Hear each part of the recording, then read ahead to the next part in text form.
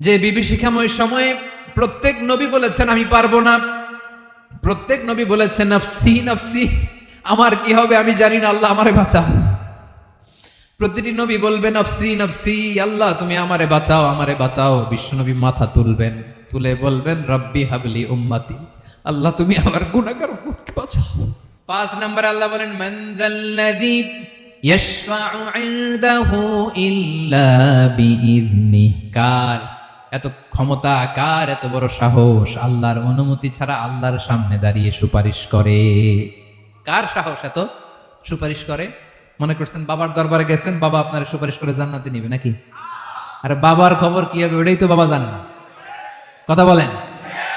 আপনি যে পীরের দরবারে যে সিজদায় পড়ে রইলেন, ওই পীরের অবস্থা কি হবে ওটার কোনো গ্যারান্টি আছে? এই সহজ হিসাবটা বুঝে না। আপনি যেই দরবারে যে মাথা ঘষেন, যেই দরবারে যে সেজদা দেন, যেই দরবারে যে মানত করেন, যেই পীরের পায়ের মধ্যে পড়ে থাকেন, ওই পীরের অবস্থা কি সেটাই তো সে জানে না, ঠিক কিনা? কেউ সুপারিশ করতে পারবে না। তবে হ্যাঁ, আল্লাহ যদি কাউকে দয়া করে অনুমতি দেয় তাহলে করতে পারবে, তাহলে পারবে। সেই কিয়ামতের দিনটা বড্ড ভয়ঙ্কর, কেউ সুপারিশ করার সাহস পাবে না। আরে আমার অবস্থা কি আমি জানি না, আমি আবার কারোর জন্য সুপারিশ করব? কথা বুঝেন নাই? আমার কি হবে আমি জানি, তা আমি আরেকজনের নিয়ে টেনশন করার সুযোগ কোথায়? ইয়া নফসি, আল্লাহ আমারে বাঁচাও আমারে বাঁচাও আমারে বাঁচাও। কাঁদতে কাঁদতে মানুষ হয়রান হয়ে যাবে, এ নাকি আবার আরেকজনের বাঁচাবে।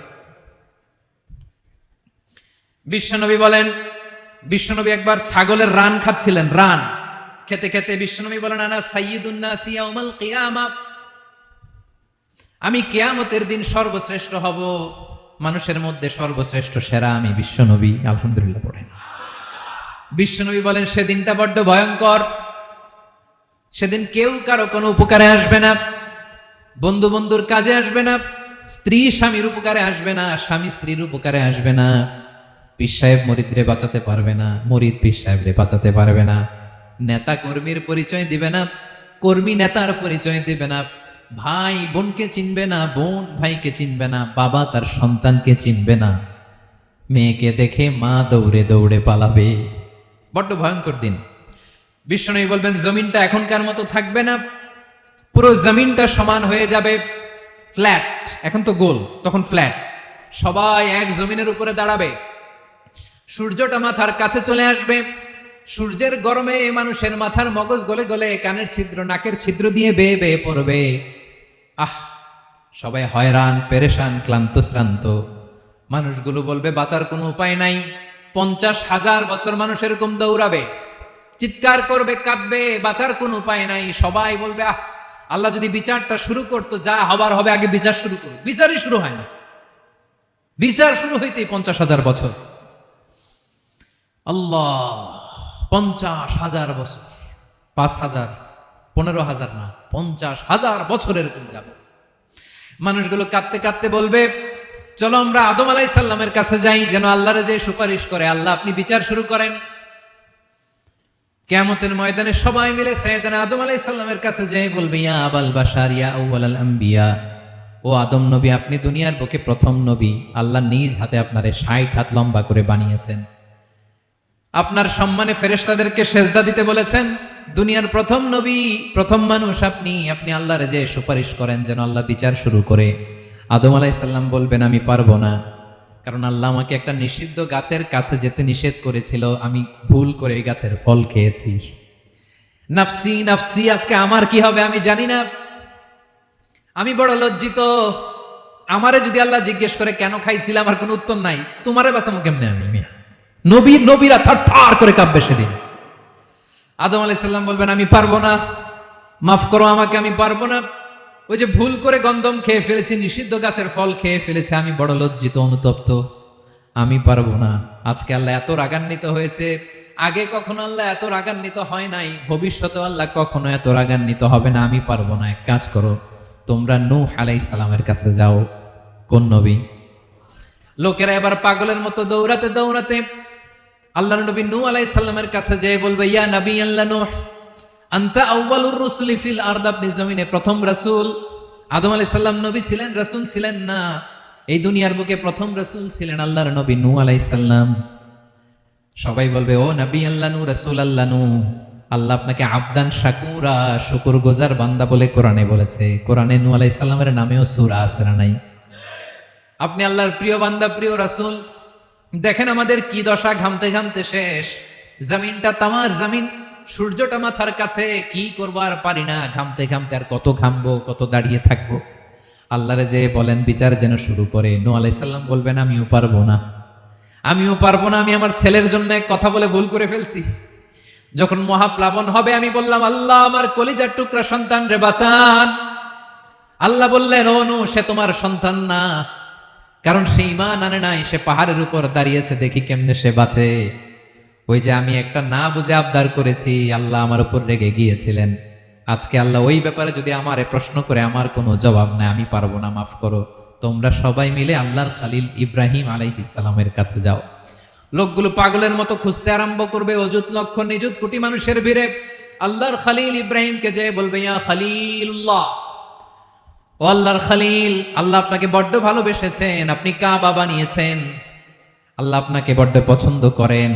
দেখেন আমাদের কি অবস্থা। আপনি যে আল্লাহর কাছে সুপারিশ করেন যেন আল্লাহ আজকে বিচার শুরু করে। আল্লাহর নবী ইব্রাহিম বলবেন আমিও পারবো না। আমি আমার জীবদ্দশায় 3টা মিথ্যা বলেছি। কয়টা? আসলে মিথ্যা না, একটু টুইস্ট করে কৌশল করে কথা বলেছিলেন, ওইটাকে হাদিসে মিথ্যা বলা হয়েছে। আমি জীবনে 3টা মিথ্যা বলেছি, জীবন বাঁচানোর তাগিদে কৌশল করে 3টা কথা বলেছি। আজকের এই কঠিন ময়দানে আল্লাহ যদি ওই 3টা কথার ব্যাপারে জিজ্ঞেস করে, লজ্জায় আমি মাথা দেখাতে পারবো না, আমিও পারবো না, আমিও পারবো না। আজকে আল্লাহ এত রেগে আছে, আগে কখনো এত রাগে নাই, পরেও রাখবে না। তোমরা সবাই মিলে বনি ইসরাইলের নবী মূসা আলাইহিস সালামের কাছে যাও। সবাই এবার যাবে মূসা আলাইহিস সালামের কাছে, যেয়ে বলবে ইয়া নবী আল্লাহ মূসা, আপনি ছিলেন কালিমুল্লাহ, আল্লাহর সাথে সরাসরি কথা বলতেন। রব্বুল আলামিন আপনাকে তাওরাত কিতাব দিয়েছেন, আপনি যে একটু সুপারিশ করেন। আল্লাহর নবী মূসা বলবেন মাফ করো, আমিও পারবো না। আমি দুনিয়ার বুকে ভুল করে একটা মানুষকে মেরে ফেলেছি। আমি মারছিলাম আদব শিক্ষা দেওয়ার জন্য এক থাপ্পড়, এই থাপ্পড়ে যে ওই লোক মরেই যাবে আমি জানতাম না। আজকে আল্লাহ যদি জিজ্ঞেস করে কেন মারলা, জবাব আছে? ওই লজ্জায় আমি অনুতপ্ত, আমি পারবো না, আমার এই কথা বলো না। আজকে আল্লাহ বড্ড রেগে আছে, আমি পারবো না। তোমরা আল্লাহর নবী ঈসা আলাইহিস সালামের কাছে যাও। কিয়ামতের ময়দানে মানুষগুলো পাগল পাড়া হয়ে আল্লাহর নবী ঈসা আলাইহিস সালামের কাছে যাবে, যে বলবে নবী ঈসা আপনি রূহুল্লাহ, বাবা ছাড়া আল্লাহ আপনাকে বানিয়েছেন, ইনজিল কিতাব দিয়েছেন, মৃত মানুষকে আপনি জীবিত করতে পারতেন। আজকের এই কঠিন বিপদের দিনে আপনি আমাদের সাহায্য করেন। আল্লাহর কাছে যে বলেন যেন বিচার শুরু করে। ঈসা আলাইহিস সালাম বলবেন আমিও পারবো না। ইন্নী উবিদতু মিন দুনিল্লাহ, আমার উম্মত খ্রিস্টানেরা আল্লাহরে বাদ দিয়ে আমি ঈসার ইবাদত করেছে। আমার মা ম্যারি আর আমাকে ডাকতো জেসাস ক্রাইস্ট, আমার ইবাদত করেছে। যদিও আমি আমার ইবাদত করতে বলি না, ঈসা আলাইহিস সালামও ইবাদত করতে বলেছেন একজনের, তিনি কে? আল্লাহর নবী ঈসা আলাইহিস সালাম বলবেন আমিও পারবো না। আজকে আল্লাহ অনেক রেগে আছে, আমি পারবো না। তবে একটা পরামর্শ দিতে পারি, একটা সাজেশন দিতে পারি। আজকের দিনে এই কঠিন মুসিবতের কালে, এই কঠিন সময়ে কেউ আল্লাহর দরবারে দাঁড়িয়ে একটা টু শব্দ করার ক্ষমতা কারো নাই, একমাত্র আখিরি জামানার পয়গাম্বর বিশ্বনবী মুহাম্মদুর রাসূলুল্লাহ ছাড়া। মানুষগুলো এবার আগুনের মধ্যে পানি দিলে যেমনি আগুন নিভে যায়, দাউ দাউ করা হৃদয়ে জ্বলন্ত আগুন তাদের ঠান্ডা হবে। কিয়ামতের ময়দানে ওই বিভীষিকাময় সময়ে মুসিবতের কালে মানুষগুলো পাগল হয়ে বিশ্বনবীকে খুঁজতে আরম্ভ করবে। সবাই মিলে বিশ্বনবীর কাছে যেয়ে বলবে ইয়া রাহমাতাল লিল আলামিন, ইয়া খাতামান নবীন, রাহমাতাল লিল আলামিন। দেখেন আমাদের কি অবস্থা, কি কঠিন বিপদে আমরা আছি, দাঁড়াতে পারি না, সূর্যের আলোতে ঘেমে হয়রান। আজকে কেউ সুপারিশ করতে পারবে না। সব নবীরা অপারগতা স্বীকার করেছে, তারা বলেছে আপনি ছাড়া কেউ নাকি আল্লাহর সামনে দাঁড়াতে পারবেন না, আপনি একটু সুপারিশ করেন। বিশ্বনবী বলবেন আসো আসো, আজকের দিনে আমি ছাড়া আল্লাহর সামনে কেউ দাঁড়াতে পারবে না। বিশ্বনবী মাকামে মাহমুদে যে আল্লাহু আকবার বলে সিজদায় লুটিয়ে পড়বেন। আল্লাহ রাব্বুল আলামিন বিশ্বনবীকে এমন কিছু চমৎকার শব্দ শিখাবেন, ওই শব্দগুলো দিয়ে আল্লাহর প্রশংসা করে বিশ্বনবী কাঁদতে আরম্ভ করবেন। বিশ্বনবী এমন ভাবে অজর দ্বারায় সিজদায় লুটিয়ে পড়ে কাঁদবেন, রব্বুল আলামিনের রহমতের দরিয়ায় জোশ লেগে যাবে। রব্বুল আলামিন এই দৃশ্য থেকে সহ্য করতে পারবেন না। রব্বুল আলামিন বলবেন, ইয়া মুহাম্মদ ইরফা রাসাক, ও নবী আপনি মাথা তোলেন, মাথা তোলেন, আপনার কান্না আমি সহ্য করতে পারি না। নবী আপনি মাথা তোলেন, সাল তুতা, আজকে আপনি যা চাবেন তাই দেব। নবী আপনি সিজদা থেকে মাথা তুলেন, সাল তুতা, যা চাবেন তাই দেব। ওয়াশফা তুশাফা, যার জন্য সুপারিশ করবেন তার সুপারিশ কবুল করে নেব। বিশ্বনবী এবার মাথা তুলবেন। যে বিভীষিকাময় সময়ে প্রত্যেক নবী বলেছেন আমি পারবো না, প্রত্যেক নবী বলেছেন নফসি নফসি, আমার কি হবে আমি জানি না, আল্লাহ আমারে বাঁচাও। প্রতিটি নবী বলবেন নফসি নফসি, আল্লাহ তুমি আমারে বাঁচাও, আমারে বাঁচাও। বিশ্বনবী মাথা তুলবেন, তুলে বলবেন রব্বি হাবলি উম্মতি, আল্লাহ তুমি আমার গুনাহগার উম্মতকে বাঁচাও। এই দুনিয়ার বুকে রব্বুল আলামিন সব নবীকে একটা করে দাওয়া মুস্তাজাবা দিয়েছেন, মানে যে দোয়া করলে কবুল হয়ে যায় সাথে সাথেই। দাও বিহা, দুনিয়ার সব নবীরা ওই দোয়াটা দুনিয়ায় করে ফেলেছে। সব নবীকে আল্লাহ একটা করে দোয়া দিয়েছেন, নবী দোয়া করলেই কবুল। সব নবীরা ওই দোয়া করে ফেলেছে দুনিয়াতে। বিশ্বনবী বলেন আমি করি নাই।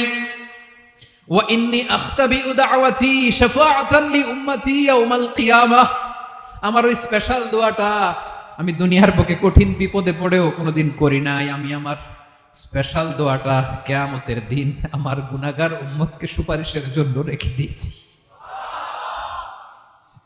আল্লাহ বলবেন নবীর ফারাসাক, মাথা তোলেন, আর কাটবেন না।